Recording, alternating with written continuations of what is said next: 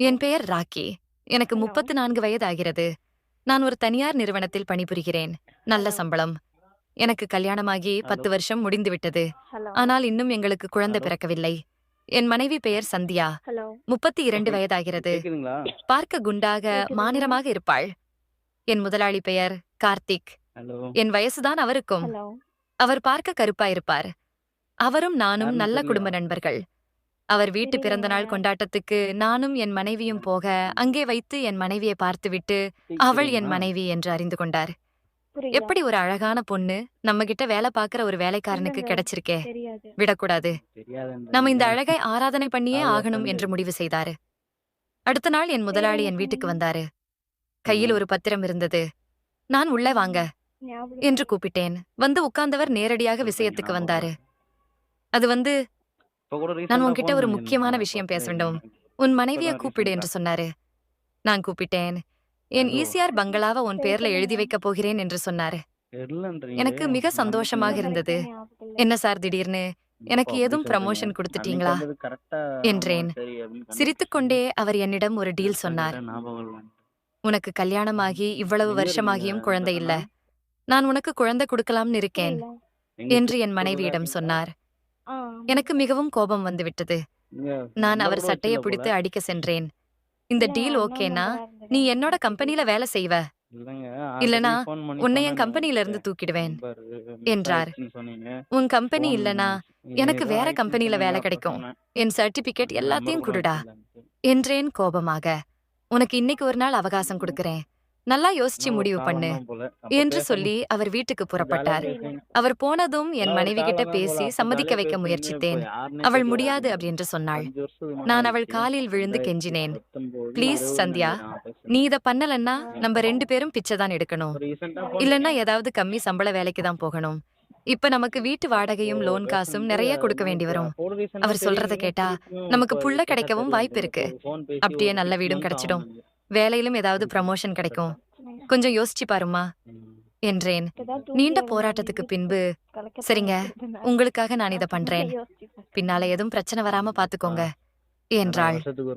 நான் என் முதலாளிக்கு போன் செய்தேன். என்ன ராக்கி, நல்ல முடிவுதானே எடுத்திருக்கீங்க. என்ன பத்தி ரொம்ப உனக்கு வருஷம் தெரியும்ல. ஆயிடுச்சுல்ல. எனக்கு கிடைக்காதது வேற எவனுக்கும் கிடைக்க விட மாட்டேன் என்றார். இல்ல முதலாளி, நான் உங்க வீட்டுக்கு என் பொண்டாட்டி அனுப்பி வைக்கிறேன் தெரியல. என்றேன். அனுப்பி வைக்கிறியா? நீயும் வாடா என்றார். நான் எதுக்கு முதலாளி, அதான் என் பொண்டாட்டி வராளே என்றேன். டேய், என்னையா சட்டைய பிடிச்சி அசிங்கப்படுத்தினல்ல, அதனால உன் பொண்டாட்டி வேலை செய்யறத நீயும் பக்கத்துல இருந்து பார்க்கணும் என்றாரு. வேண்டாம் முதலாளி, ஏற்கனவே நீங்க பண்றது பாவம். இதையும் செஞ்சா அது மகாபாவம் முதலாளி என்று கெஞ்சினேன். டேய், என்னடா பாவம் புண்ணியம்னுக்கிட்டு சொல்றத செஞ்சீனா உனக்கு நிறைய வசதிகள் காத்துக்கிட்டு இருக்கு. பேசாம அலங்காரம் பண்ணி கூட்டிட்டு வா ம். என்றார். அடுத்த நாள் நல்லா சோப்பு வாசனை தூக்க கமகமன்னு என் பொண்டாட்டி குளிச்சிட்டு சீவி சிங்காரிச்சுக்கிட்டு வெளியே வந்தாள். பாவி மகளே, லைட்டா. எனக்கு ரெடியாகி வரதுன்னா இவளுக்கு கஷ்டமா இருக்கும். ஆனா எவனுக்கும் ரெடியாகுறா. நல்லா கும்முன்னு சென்ட்லாம் போட்டுட்டு வராளே. ஒருவேளை இவளுக்கும் விருப்பம் இருக்குமோ அப்படின்னு யோசித்தேன். கார் வந்தது. நான் ஏறுவதுக்கு முன்னாடியே என் பொண்டாட்டி ஓடி போய் ஏறினாள். நானும் என் மனைவியும் அந்த பங்களா உள்ள போனோம். அப்போ படியிலிருந்து என் முதலாளி வந்தார். பரவாயில்லையே, சொன்ன மாதிரியே வந்துட்டீங்க. என்ன சந்தியா, புது பொண்ணு மாதிரி சும்மா சிக்குன்னு வந்திருக்க. கைப்படாத ரோசா மாதிரி வாசம் இழுக்குதே. கால் பண்ணது ஞாபகம் இப்படி இருந்தா 70 வயசு கிழவனுக்கும் உன் கூட வேலை செய்யணும்னு ஆசையா இருக்குமே என்றார். அப்போது வீட்டு வேலைக்காரி வந்தாள். என்ன முதலாளி, புருஷன் பொண்டாட்டி வந்திருக்காங்க, புதுசா கல்யாணமாகி, உங்ககிட்ட ஆசீர்வாதம் வாங்கவா என்றாள். இல்லடி செல்லம்மா, இவங்க இன்னைக்கு நம்ம விருந்தாளி, நாம இவங்கள நல்லபடியா கவனிக்கணும் என்றார் முதலாளி. சரிங்க முதலாளி, இது என்ன புதுசா? வாரா வாரம் இது போல கிராக்கிகள் வருதே, எனக்கு தெரியாதா? நீங்க உள்ள போங்க, நான் எல்லாத்தையும் தயாரா வச்சிருக்கேன் என்றாள். என் முதலாளி சந்தியாவை அல்லேக்காக தூக்கி சென்றார். அப்போது நானும் வேலைக்காரியும் நின்றோம். அவள் என்னை பார்த்து வெற்றிலை போட்டுக்கொண்டு சிரித்துக்கொண்டே உள்ள வாடா எங்க என்று வீட்ல கையை வந்துட்டு பிடித்து அழைத்து யாரும் சென்றாள். arrange பண்ண மாட்டாங்க. உள்ளே சென்ற எனக்கு அதிர்ச்சி காத்திருந்தது. அந்த அறை பூ அலங்காரத்துல ஜொலித்தது. என்னடா பாக்குற, எங்க முதலாளி எப்பவும் இப்படித்தான். இந்த ரூம் உன்ன போல வெத்து வெட்டு புருஷனுங்க வாய்ப்பே இல்ல. நின்னு வேடிக்கை பார்க்க, எங்க முதலாளி போல ஆம்பளைங்க விளையாடுற இடம் நீயும் நானும் கொஞ்ச நேரம் நம்ம முதலாளி வேலை பார்க்கிற அழக ரசிக்கலாம் வாடா. சுத்தமாவே எத்தனை பேருக்கு கிடைக்கும் இந்த வாய்ப்பு? தன் பொண்டாட்டி இன்னொருத்தன் கூட வேலை பார்க்கிறத பார்க்கிற பாக்கியம் இருக்கே, உனக்கு சொன்னா புரியாது. வேடிக்கை பார் நிமிஷம் கூட கிடையாது. என்றாள். எனக்கு கோபம் வர நான் அந்த வேலைக்காரியை திட்டினேன். நீயும் ஒரு பொண்ணுதானே? கேட்டான்னா இப்படி பேச உனக்கு வெக்கமா இல்ல? இந்த வெறி பிடிச்சவன் இப்படி அடுத்தவங்க குடும்பத்தை சீரழிக்கிறது உனக்கு வேடிக்கையா இருக்கா? இந்த கருமத்தை பாக்குறது எனக்கு பாக்கியமா? நீ எல்லாம் மனுஷியே கிடையாது என்று வாய்க்கு வந்ததை திட்டினேன். இதுக்கு நடுவில் முதலாளி வேலையை ஆரம்பித்தார். அவர் வேலை செய்வதில் கில்லாடி போல, என்னைப் போல எடுத்தோம் கவுத்தோம் என்று இல்லாமல் படிப்படியாக முன்னேறினார். சரண்யா செய்வதறியாது முதலாளி செய்யும் வேலைகளை கவனித்துக் கொண்டிருந்தாள். முதல் ஒரு நிமிடம் என்னையே பார்த்துக் கொண்டிருந்த சரண்யா இப்போது கண்ணை மூடிக்கொண்டாள். என் பக்கத்துல நின்று கொண்டிருந்த வேலைக்காரி, என்னடா உன் பொண்டாட்டி அவ்வளவுதான் போலியே, வழக்கமா வரவளுங்க, 10 நிமிஷமாவது முதலாளி கிட்ட கெஞ்சுவாளுங்க. ஆனா இவ் எப்படா இப்படி ஒரு வாய்ப்பு கிடைக்கும்னு காத்துக்கிட்டு இருந்த மாதிரி தெரியுதே. எத்தனை வருஷமா உனக்கு குழந்தை இல்ல என்று கேட்டாள். 24. எனக்கு 10 வருஷமா குழந்தை இல்ல. ஏன் கேக்குற? இரு சொல்றேன் என்று உட்கார்ந்தாள். என் தம்பியை தேடினாள். ஏய், என்ன பண்ற? என்ன தேடுற என்றேன். பொருடா, உன் தம்பிய பார்த்தாதான் என் சந்தேகம் தீரும்னு அவனை பார்த்தாள். டேய், இப்படி இத்து போய் இருந்தா எப்படிடா என்று முகம் சுழித்தாள். இதற்கு நடுவில் முதலாளி பஜனை வெகு ஜோராக நடந்தது. அவர் பஜனை பாட, அதற்கு சந்தியா ஆட என்று பிஸியாக போய்க் கொண்டிருந்தது. வேலைக்காரி என் தம்பியை பார்த்தாள்.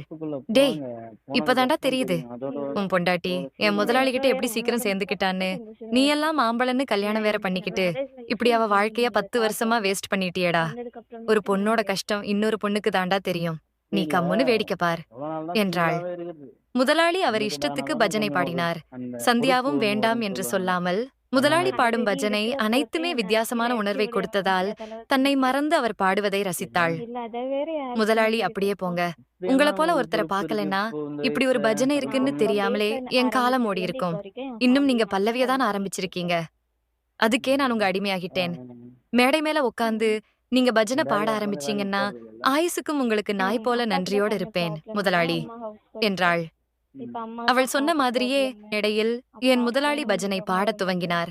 ஆரம்பத்தில் துள்ளி குதித்த சந்தியா இப்போது அவர் பஜனையை இன்னும் தீவிரமாக ரசித்தாள்.